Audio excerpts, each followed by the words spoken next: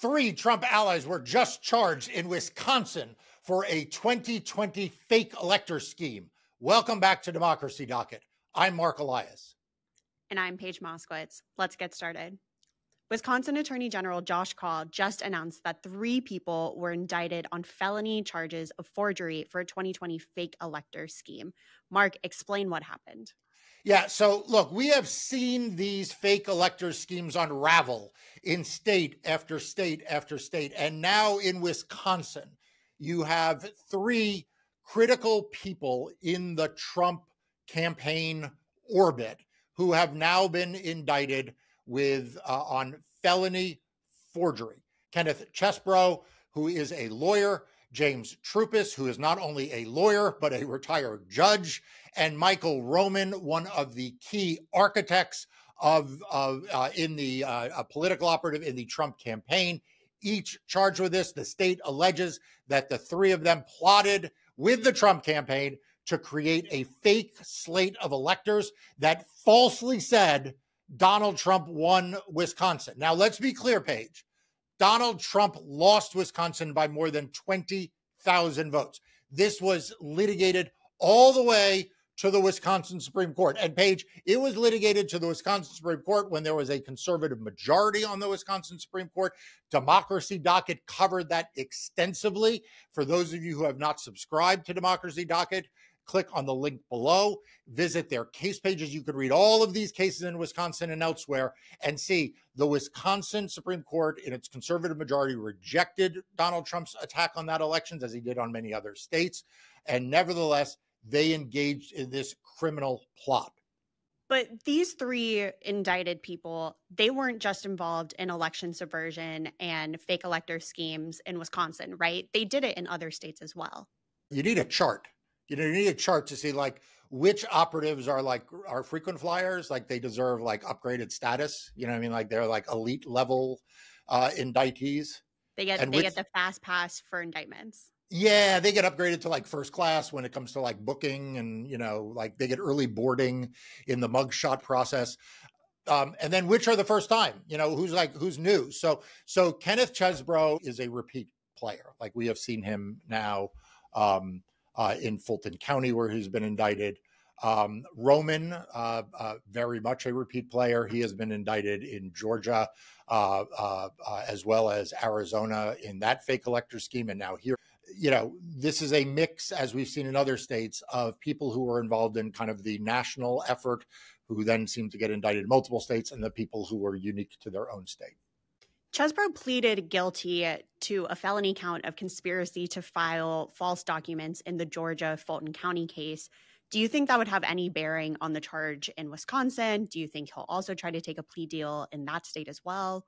So, it's very interesting because there were a number of people who took relatively favorable plea deals in the Georgia case. Part of the strategy, I think, in that Georgia case by the prosecutor's office was let's try to clear out some of the lesser involved players, give them relatively light plea deals, and hope that they then cooperate up. And then this trial, which I think originally had 17 defendants, can get more manageable, right? If you remember, there was a lot of talk in the Fulton County case about how unmanageable it would be to have a single trial with 17 people.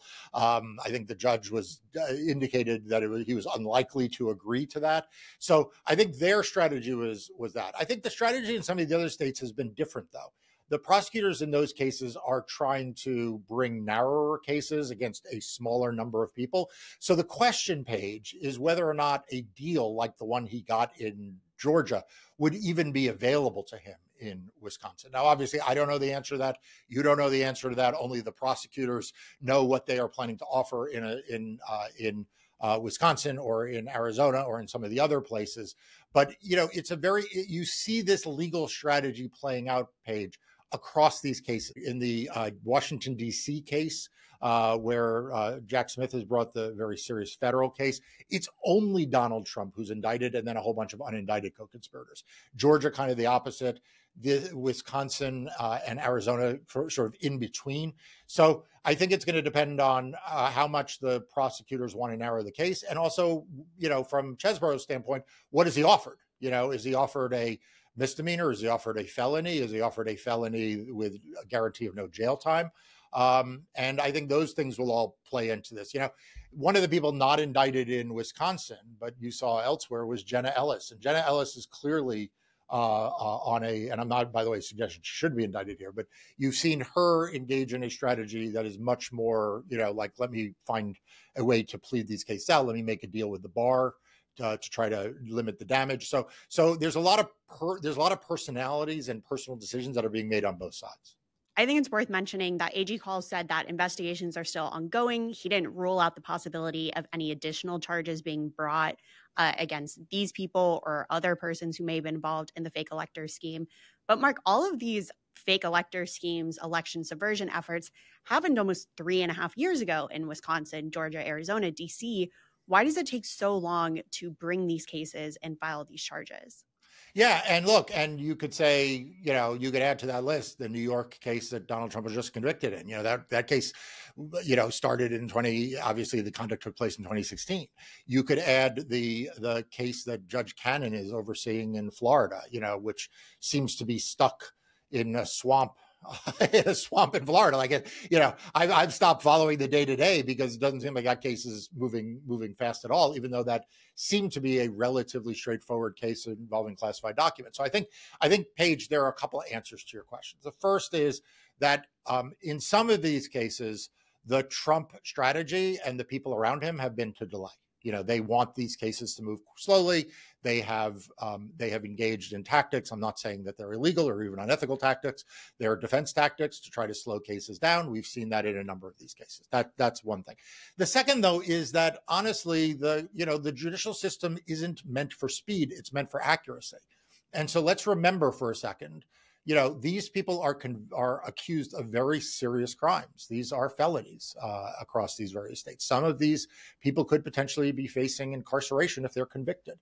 And so the criminal justice system is designed to protect the innocent, to give the presumption of innocence, to put in place safeguards against the false charging and the false conviction of people who are not guilty. So it is frustrating for people why these cases are taking so long. But I would say they, in some instances, are strategic decisions, but in some instances they are the process affording the rights of criminal defendants. And though I, find it an anathema what happened in 2020 with respect to the fake elector schemes and Donald Trump's criminal behavior, I am also someone who believes that we need the legal system to protect innocent defendants. So this extra process, which people find very frustrating, that's part of the system of affording civil liberties to people accused of crimes.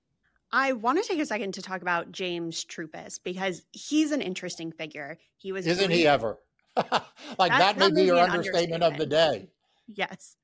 He was briefly a state judge in Wisconsin. He has been on the Judicial Conduct Advisory Committee, a group that advises Wisconsin judges about ethics, since 2020. He was reappointed to that group in 2023. So after the fake elector scheme, he was reappointed by the then conservative majority Wisconsin State Supreme Court. This guy's now charged on a felony. He's still on the advisory committee. How is this guy still involved in the judiciary in Wisconsin?